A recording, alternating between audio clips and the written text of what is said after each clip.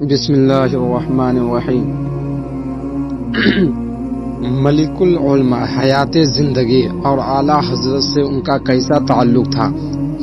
ملک العلماء ایک مشہور شخصیت تھے جن کا تعلق سلسلے علم و فضل سے تھا۔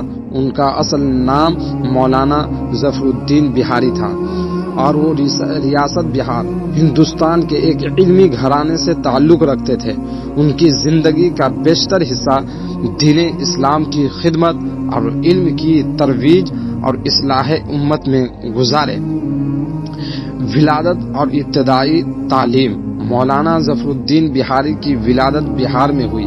ان کی ابتدائی تعلیم اپنے علاقے میں ہوئی، جہاں انہوں نے فقہ، حدیث اور تفسیر جیسے علوم حاصل کیے۔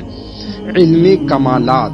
ملک العلماء نے علم دین میں نمایاں مقام حاصل کیا اور جلد ہی اپنے وقت کے مشہور علماء کرام میں شمار ہونے لگے۔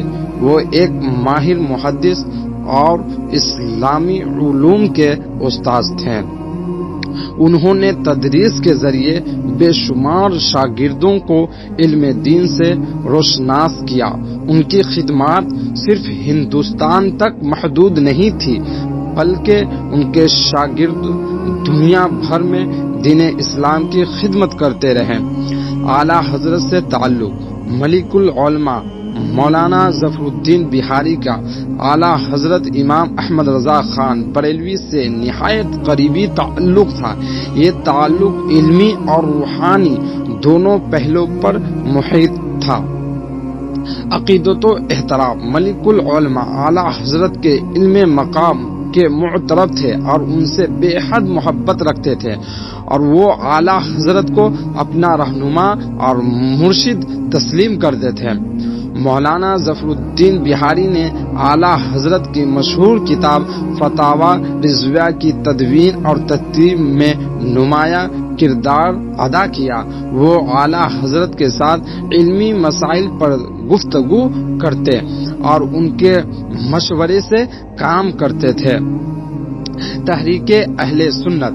اعلیٰ حضرت کے ساتھ ملک العلماء نے تحریک اہل سنت میں بھرپور حصہ لیا اور عقیدہ اہل سنت و جماعت کی ترویج کے لیے کام کیا۔